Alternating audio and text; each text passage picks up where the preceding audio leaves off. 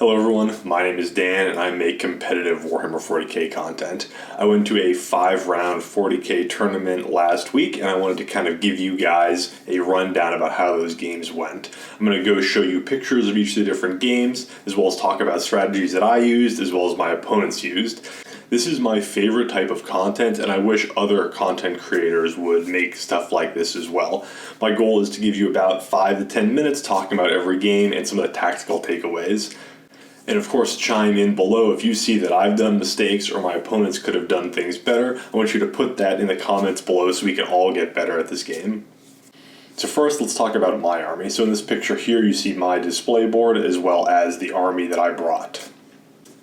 I took 2 minimum size units of Rubric Marines with Icon of Flame. I took a 10-man unit of Rubric Marines with Flamers. Also, they had a Icon of Flame. I took a 10-man unit of Terminators with 2 of the shoulder rockets as well as 2 of the Soul Reaper cannons. I took a Forge Fiend with 3 Ectoplasm cannons. I took 2 units of Beasts of Chaos, 1 5-man, 1 4-man. I took an Infernal Master with the Umberlific Crystal, which allows people to be teleported around, as well as Master Informer, which is a Cult of Duplicity relic that allows you to redeploy D3 units. I also had an Exalted Sorcerer on disc, and Magnus. Magnus was my Warlord. For spells, the Exalted Sorcerer is essentially there to put a bunch of buffs on my Terminators and teleport them across the map. My Master Informer was there to buff and teleport the Flamers, and then Magnus, of course, knows every single spell. So that was my list. Now, I will say that I do not think Magnus is good in competitive Thousand Suns games. I would much rather turn him into a Demon Prince as well as a unit of 5-man Terminators. But if I'm going to spend 20 hours highlighting this dude's nipples, I'm going to bring him to at least one tournament. And you'll see in the games we play the fact that he could not hide behind obscuring terrain was a huge impediment to my army, but we'll talk about those when we go through our games. I ended up going 3-2 and got runner-up for Best Painted, and I'm really happy about that because if you guys have seen my last GT report, I actually went 0-5. So for the first game, I played against a guy named Chris, and this was actually the first tournament he's ever been to, and he played quite well. He took one of the Orks specific secondaries. It's called like Stomp something. He basically gets points for killing units in melee or killing more than I did. He took Retrieve Octarius Data and Engage. I also took Retrieve and Engage, as well as Mutate Landscapes, which is the Thousand Suns specific secondary. It gives me 3 points for casting a spell on an objective I control. So this picture right here is taking place during Chris's first turn. As you'll be able to see through the rest of the games in this event, we were using the Games Workshop GT terrain. So we have 4 big obscuring ruins towards the middle, and then some forests or light ruins in the center, as well as on the outsides. Because of the secondaries, Chris does have to come to me, otherwise I would win the game, and so he is the aggro, and he's going to start moving towards me on his turn. You'll see that I have Magnus on the bottom right, which is very aggressively placed forward. I would almost never do that against any other army, but because Chris had such little shooting, I was able to be aggressive with Magnus. Not only can I not hide him because he has so many wounds, but also he isn't really going to die on turn 1 against Chris's shooting. So Chris has a melee-heavy army that he's going to move towards the middle of the board, and that's exactly what I want him to do. You'll see that he has Gazgul, this other squig-riding guy, a couple buggies, and this other big, massive squig launcher thing, I don't even know what it's called, all on the left side, as well as this aircraft. What I'm going to do is I'm going to completely leave that whole left side of the board and try to just ignore that side of his army. You're going to be able to see that it was actually pretty effective in avoiding Gazgul and some of his bigger units on the left side. So in my turn, what you can see happened after Chris moved forward is I teleported my Flamer unit and my 10-man unit of Scarab Cult Terminators on the top right of the board. Magnus on the right here, he's a little clipped off, but he basically moved up and charged that big squig guy and killed him. And you can see that I have almost nothing on the left side of the board, and so even though Chris has maybe like 1,000 points on the left side, they're not going to do anything for about 3 turns in the game because I'm totally avoiding them. One of the things I love about Cult of Duplicity is that it's so easy to teleport models around the map. And because of this, I try to avoid engagements that I don't think I can win and try to focus on taking half or, a little bit more than half of an army at a time because I simply can't just run up and attack the Orc army head on. So Chris unfortunately lost most of his backfield objective holders during this kind of teleport behind him with all these buffs on my guys. Now, what he did do, what I think was really smart, is he has these kind of beast snagga boys that got in combat with Magnus. And he can do this weird, like, transhuman thing, so he can only be wounded on, like, a 4-up. And that's actually quite good against Magnus, because, let's say I attack 8 times, hit with 7, I wound with, like, 3, I kill 3 out of 15 guys a turn. All of a sudden, his pretty cheap unit of Beast Snagga boys can hold Magnus in combat for multiple turns. So I think Chris did a really good job of holding Magnus literally in the center of the board and didn't allow him to move for basically the entire game. So I thought that was very smart of him, especially since it was his first tournament. And then we'll go one more turn off to the side again. You see that Magnus is still locked in on the right. I actually never even really tried to kill Gazgul or this Skrazagog guy. I'm sorry, I don't know the names very well.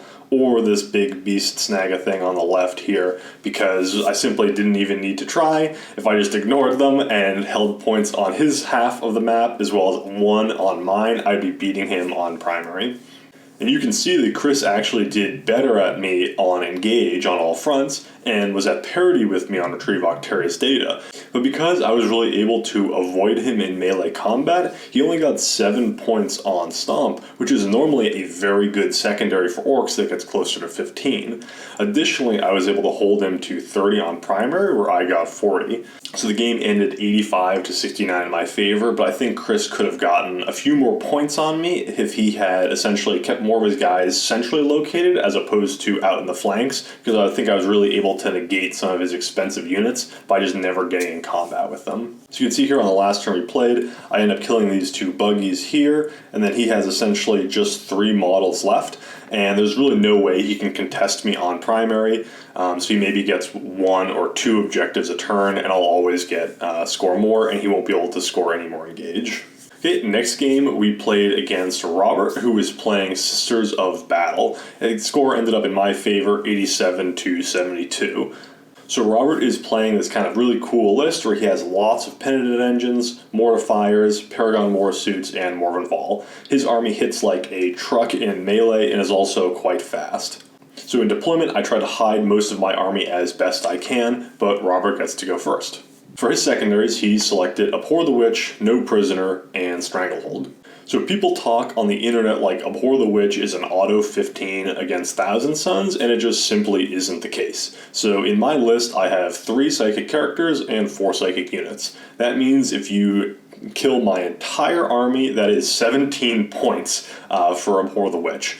And because my guys in Thousand Suns are immune to all morale saves, I can very easily have, 1 guy left in a unit of Rubric Marines. I'm also Cult of Duplicity, so I can teleport things away. So it's very common for me to end a game with something like, 2 units of Rubric Marines at half strength, and my Exalted Sorcerer on disc, because he can move 12 inches a turn. That is only maybe 200 or 250 points worth of models left on a board, and my opponent would get 10 points for Abhor the Witch.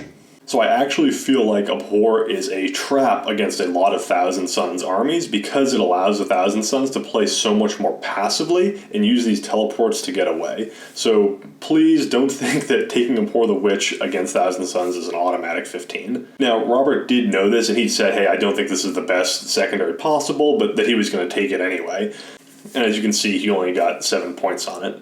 Additionally, he took No Prisoners, which involves killing a bunch of my guys and calculating all the wounds. This was also probably not a super high scoring secondary. Taking Abhor the Witch and No Prisoner basically says I'm either going to table you and automatically win, or I'm going to lose.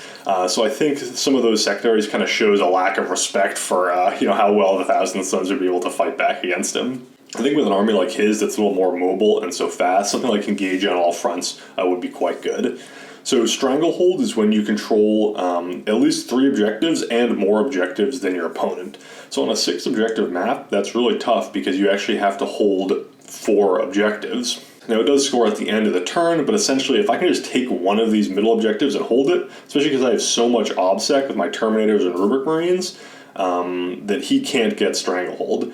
So I think Stranglehold is medium on this map, and he got 9 points on it. So I took Engage on All Fronts, Retrieve Octarius Data, and Mutate Landscapes, which is a pretty common theme you'll see going forward in most of my games. So Robert goes first, and he runs up a bunch of his Penitent Engines and Mortifiers. So this was, I think, one of the biggest mistakes he made. So these green areas here with this little line of ruins are ruins that are obscuring. So you cannot see through ruins if you're not inside of them. You know, if two people are on other sides and no one's inside the ruin, they can't see each other. But what Robert did is he put his guys very slightly in the ruins so he could shoot my Beasts of Chaos or, you know, Magnus with these guys.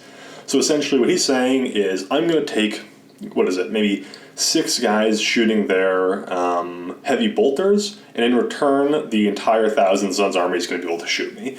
So that trade-off I do not think was good, and I think Robert could have done a lot better if he had just moved his guys literally half an inch back and kind of given up that first turn of shooting against me. Also, these Paragon Warsuits have multi-meltas, and multi-meltas are great at killing Magnus. Magnus can only move 16, and these multi-meltas have 24 inches, of range, as well as, their own movement. So essentially there is no way that Magnus could ever get a charge off on the Paragon Warsuits without giving up an opportunity for them to fire all their multi-meltas into Magnus. So if I was Robert here too, what I would have done is tried to move these Paragon Warsuits to the left and maybe tried to shoot Magnus on turn 1, because what's going to happen is, of course, he's going to get in combat over here, and if I'm in combat, I can't be shot, and at least I'll get a bunch of damage out before Magnus dies. So those are the 2 things that I think definitely Robert could have done better on turn 1 of this game. So you can see at the bottom of turn 2, what I've done is I've taken my unit of 10-man flamers, and I've teleported them in the back left of the map, and I shot at a bunch of his mortifiers and penitent engines. Additionally, Magnus ran up and charged the other group, and were able to kill them. My Terminators, who were also back here, got teleported to the right side of the map, and they shot and killed most of the mortifier/penitent engines on the right side. Now I had a 7-inch rerollable charge with a 5-man unit of Beasts of Chaos into Celestine, so unfortunately I missed that reroll. But that would have been incredibly punishing too, killing Celestine and the last Mortifier also on turn 1. So those models were way too close to the Thousand Suns army. Celestine is also so fast, there's just really no reason why they have to be, getting almost 7 inches away from Beasts of Chaos. So I'd want to say you want to give your opponent a 10-inch or worse charge, even with rerolls, to kind of give them a low probability of success with a charge. Giving me a 7-inch rerollable charge here was really, really dangerous, and honestly probably should have cost him another 300 points just off of that. And then what I was really worried about on the left here ends up happening. So Magnus killed an entire unit of guys, casted a bunch of spells, kind of did all right for his points, and these Paragon Warsuits walked up and blasted and killed Magnus with some Miracle Dice. There was no chance. When you start dropping 6s on these damage things with multi-meltas, Magnus is going to instantly die. So that entire unit just took Magnus out with 1 turn of shooting. But of course, Magnus had got his points worth, I think, by that time. But it could have been so much worse. Magnus should not have been able to essentially get in combat and do as much damage as he did. Okay, then we have kind of a side angle here where I've rotated it a little bit 90 degrees clockwise. So you can see my Terminators are moving up. They're going to go kill Celestine. My Beasts of Chaos charge these Mortifiers, end up finishing them off. And all my opponent really has is some Battle Sisters and Morgan Vol and a Paragon Warsuit. So here was one pretty decent sized mistake that I made. I have my unit of 10-man flamers down here on the bottom left. And the Paragon Warsuits had a 2-up save already, and they're in cover, so they're turning on 1-up saves. Now, I moved my guys up and tried to shoot them with my flamers, and that really wasn't worth it. I did 3 damage to them with 10 flamers.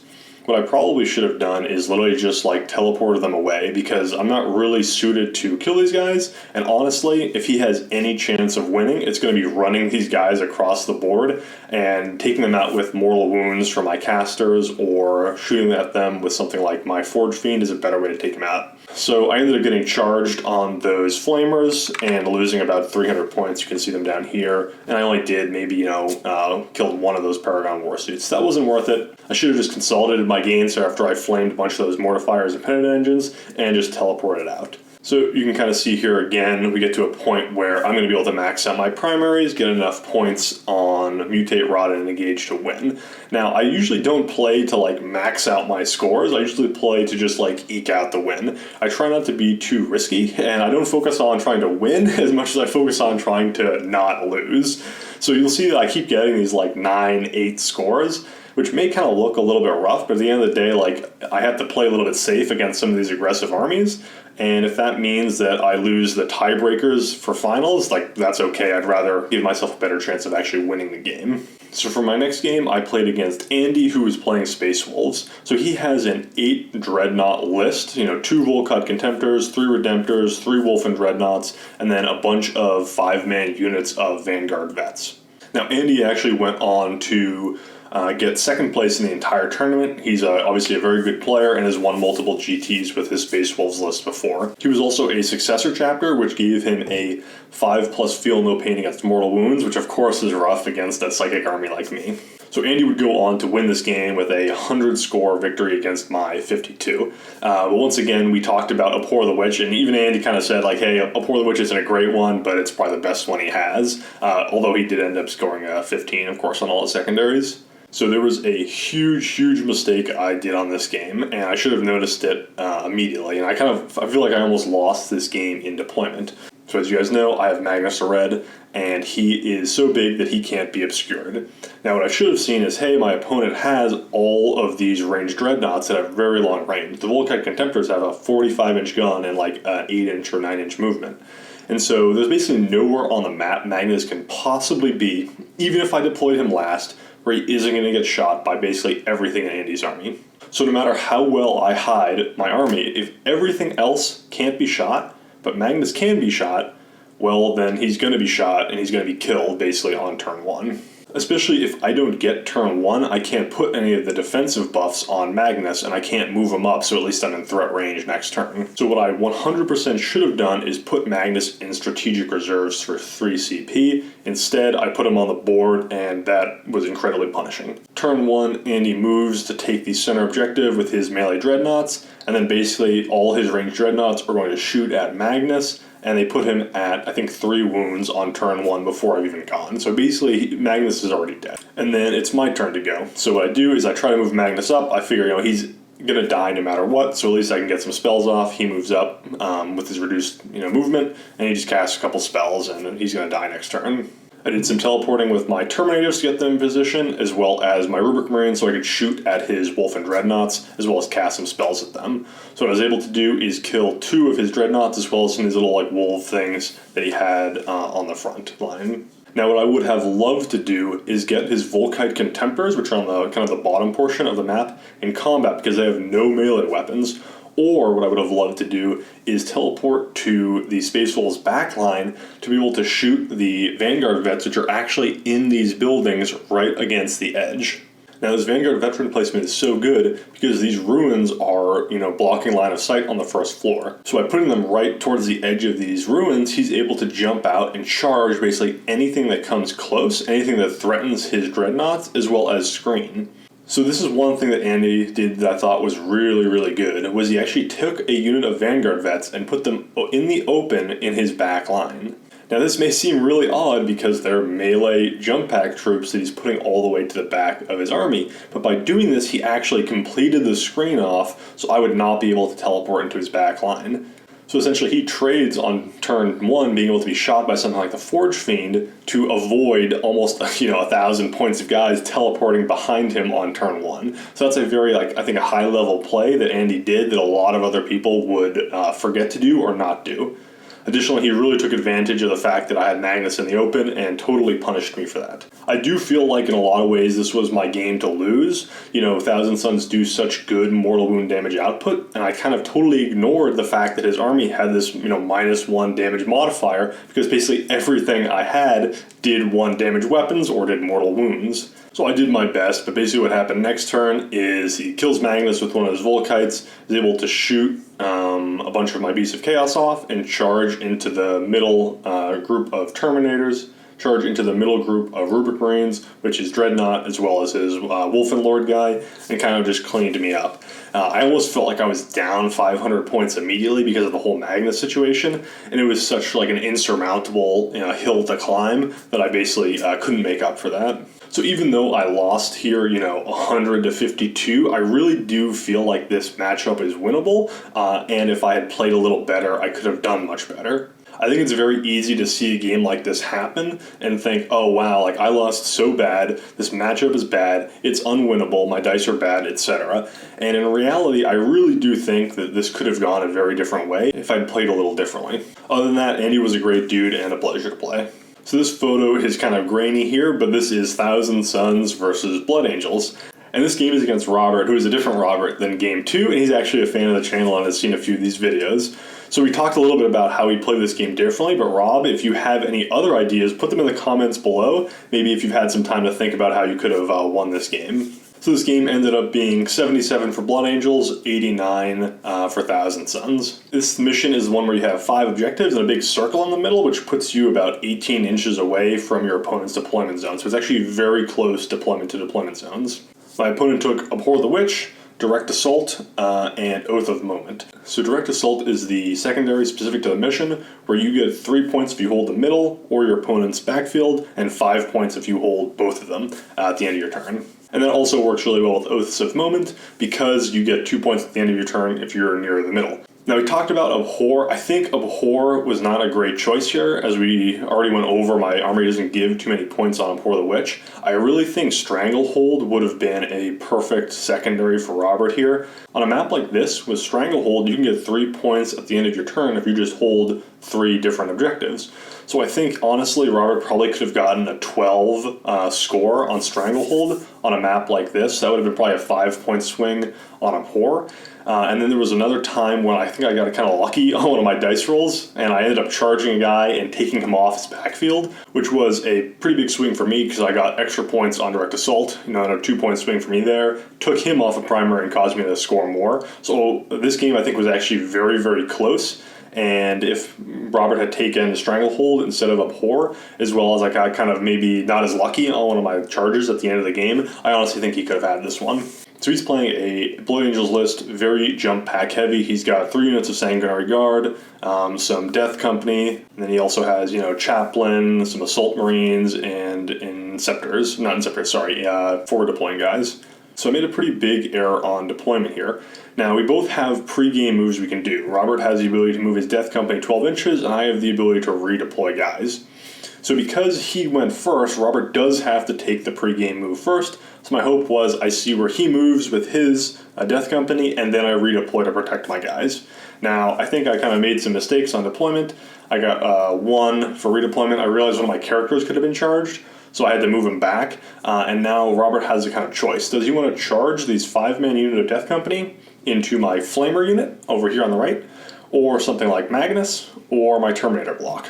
And what he chose to do is take these guys with Thunder Hammers, 3 Thunder Hammers and 2 Chainswords, I believe, and he charged them into my unit of Flamers. And he actually killed all of them on his first turn. So he traded about, I think, maybe 150, 160 points to kill, 250 points worth of Flamers. So I do think that was a good trade on his part, and definitely, good for him. I felt like I was already on my back foot as soon as he did that. But I also was curious, could a 5-man unit of Thunderhammers kill Magnus on turn 1? Because Magnus also could have been charged.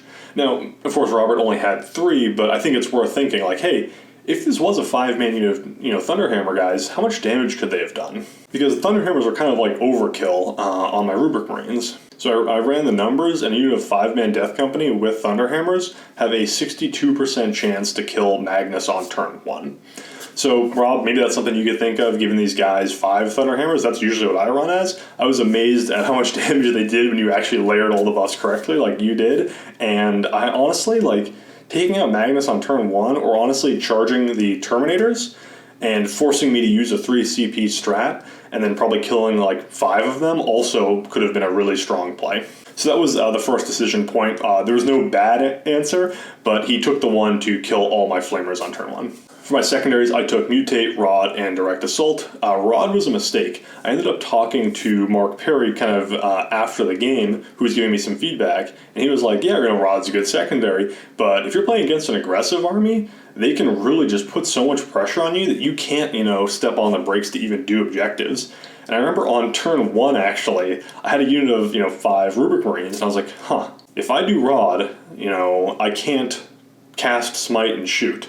And so I didn't even Rod for the first 3 turns of the game until, I kind of cleaned up most of Robert's army. So I think Rod was a mistake for me on this one. I think something like Stranglehold would have been a much better pick for me on this secondary.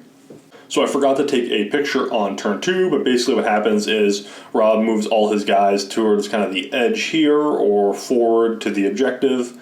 I'm going to teleport my unit of Terminators to the back upper right corner up here, and then I'm going to shoot and kill this Intercessor, this Inceptor unit. And I'm going to take my 10-man unit of Terminators, put a bunch of buffs on them, and then teleport them up to the top right corner and shoot his guys holding this objective.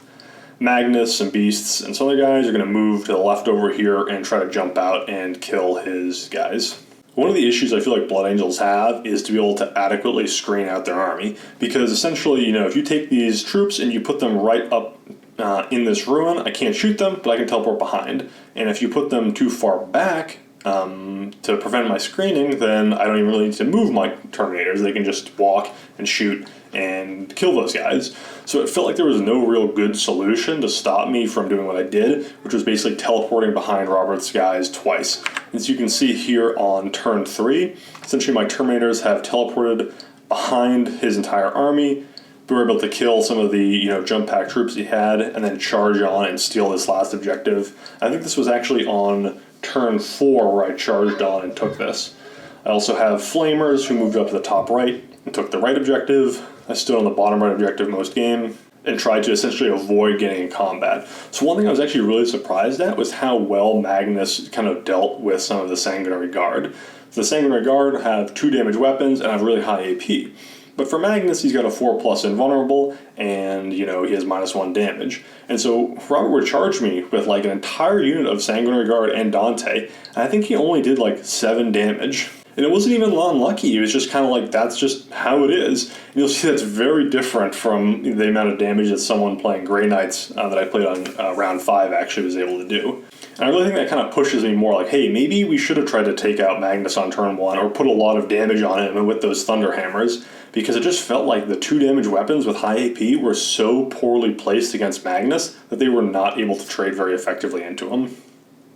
Either way, this ended up actually being quite a close game. I think at the end of turn 3, let's see here, I actually have the points listed out. So at the end of turn 3, I had scored 15 on primary, 9 on mutate, nothing on rod, and 6 on direct assault.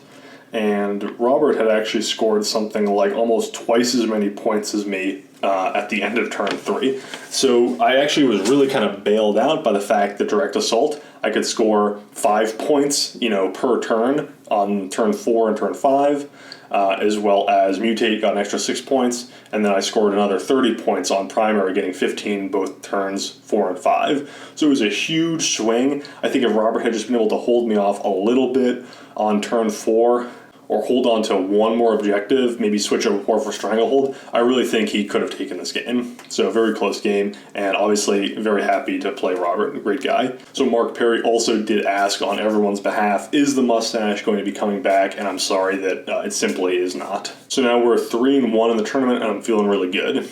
So I hope you're enjoying the video so far. If you like discussions like this, as well as just talking about how to get better at the game, I would really encourage you to support me on Patreon. It helps me push out videos and allows me to talk with people one-on-one about different games and strategies in Warhammer 40k. So thank you very much for that. So game 5, I'm going against Grey Knights, going against Alex. So Alex actually ended up getting 3rd place in the tournament, and he is kind of my arch nemesis in a lot of ways. I've actually never beaten him in a single game, and I've played him this exact list of Grey Knights with my exact list of Thousand Sons, I think 3 times now. Not only that, the last time I actually played practice games against him, it was on this exact same terrain setup, on this exact same mission. So I knew this was going to be an uphill battle. And I was actually kind of curious because I felt like, man, this game went so poorly after everything I did that I thought was supposed to go well. And I looked up on 40k Stat Center, and Thousand Suns have something like a 28% win ratio against Grey Knights in competitive games. So I think there's something to be said, too, about the fact that this is just a very, very bad matchup, army to army. And as you'll see, you know, this mission and some things that happened ended up making it go even worse. So Alex ended up dropping a 100 to my 40, so he totally destroyed me on this one, and then ended up going all the way up to third place. He also won Best Sport out of the entire year of our kind of little circuit by Battle Ready Wargaming. So Alex was a great guy to play. In fact, everyone I played at the tournament was incredibly great. Even though these were such competitive games, and of course we're both trying to win, it was very common in literally every single one of my games to be talking beforehand, like, hey, what secondaries do you like? Oh, I like this is probably not as good for that. You know, some take-backs on some very basic things people forgot to do, like, you know, I think competitive Warhammer 40k gets a bad rap for some, like, whack players who are trying to win at all costs and be rude or cheat or things like that. But at least in my area and the Battle Ready Wargaming tournaments that I've been going to, everyone is incredibly nice, and there is none of that negative feelings, at least in the people I've played against. So take that for what it's worth. So Alex is playing 3 Dread Knights, a couple of units of Inceptors, a Chaplain, and he also has this big Thunderhawk thing with another 10-man unit of troops as well as a character, that new one that just came out in the Grey Knight box inside of it.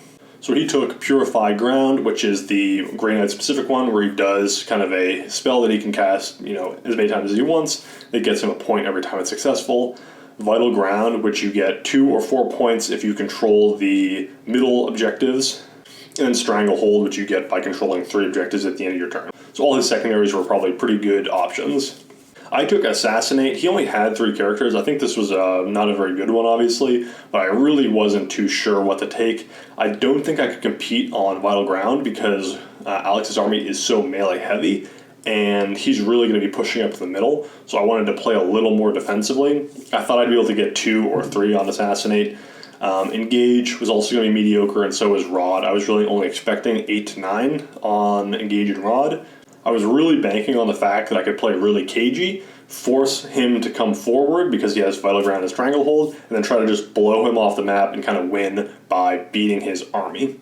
And you'll see that went very, very poorly. So at the end of Alex's turn, he's going to move this Dread Knight forward, kind of right behind this Thunderhawk. He puts 2 full 10-man units on his objectives, and he's going to teleport one of these backfield guys behind me. The Thunderhawk moves up and is going to kill this Force Fiend. So here we have me starting turn 2.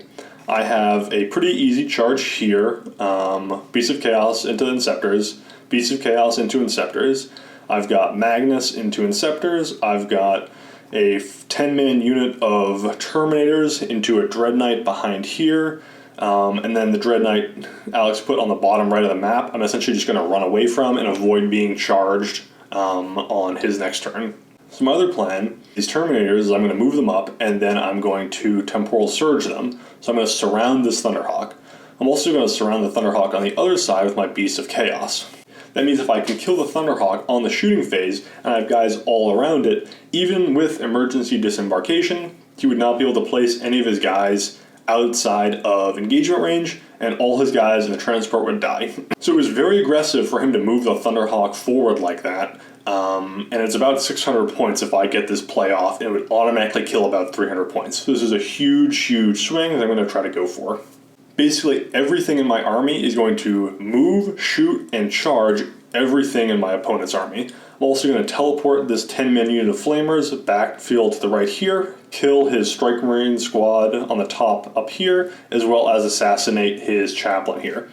So this feels like, you know, such a good play. Like, how could this possibly not, you know, like win me the game or come pretty close, right? I mean, how many times do you get to literally, with almost your entire army, shoot and charge your opponent's entire army? That did not go well for me. So here we have a picture at the start of turn 2. What do you think the board looked like at the bottom of turn 2? This. Me with probably 300 points left on the board. Now, I do want to say that I do not think Thousand Suns are a bad army by any means. I do think they're a mid-tier or high mid-tier army that I really like and I really think has a lot of capabilities. But when you're playing against Grey Knights, especially with I think some of the dice rolls I got here are a little bit under average, it just felt like we were playing a different game. So when Magnus charged into the Inceptors and he got combat interrupted, the Inceptors, who were a 200-point unit, literally swung back and did 15 points of damage in my turn to Magnus before he got to attack. And we compare that to what the Blood Angels, Sanguinary Guard, which was like a 250-point unit with full buffs, was able to do Magnus. It's not even close in their capabilities. I think the Inceptors, it was like every 6 they got on wounding was 2 mortal wounds and an additional wound. It was crazy. I don't totally understand it, but it was wild how much damage Magnus took on the backswing. Additionally, even with casting about 4 smites, 2 doom bolts, and having a 10-man unit of Terminators buffed, doing additional +1 to wound and additional 10 shots, didn't actually kill the Thunderhawk. And so I ran the numbers, and there was about a 82% chance all those shots would do 10 wounds, which is what I needed to finish off the Thunderhawk after my spells. And unfortunately, I kind of rolled that 20% chance. But at the end of the day, like when you go to a GT and you play 5 games, you're gonna roll 20% chances. Now, I think a losing play would have been to fall further back and give up a whole second turn of scoring. I think that would have been kind of solidifying my loss in terms of points. So I do think being aggressive and trying to fight Alex's army was the right play. But what I probably should have done is taken this backfield left guy of bolters and maybe given up that one more turn of engage and tried to save those 10 extra shots for the Thunderhawk. Also, Magnus could have charged the Thunderhawk instead of the Inceptors, and that would have allowed me to kill it in the combat phase, which still would have allowed the guys to come out because, of course, when you charge, then open up more openings for the guys to come out. I think I got a little unlucky, and I didn't have a backup plan to kill that Thunderhawk. And so, of course, the Thunderhawk then unloads all its guys who can literally walk into combat with my army as well, so I got totally punished from that. Also, I was amazed. My unit of 10-man Terminators charged this Dread Knight, and I literally swung, I'm talking like 30 plus attacks against this Dread Knight, and I did 4 wounds. And, only 2 got through it because they're 2 damage with power swords. And then he went back and killed 5 with his his Thunderhammer thing, and it was making me think, like, damn, like, I shouldn't be getting into combat at all. If my 10-man unit of Terminators costing 450 points can only do 4 wounds to a Dreadnought, then what am I doing here being in combat? It was not a good trade at all. So Alex played very well. He clearly knew that he could be that aggressive and not get punished. He played multiple times, so he dunked on me with an 100 to my 40. Definitely very good on his part and very well deserving of the Best Sportsman of the Year, Battle Ready Wargaming. And that was the tournament. I hope you enjoyed these games, and I hope it motivates you to play your own games of competitive Warhammer 40k and go to tournaments. Please let me know if you think there's anything I could have done better, not only making this video, but also playing. I want these to act as a resource for everyone to learn and get better in tournament games, so if you have any ideas, put them in the description below.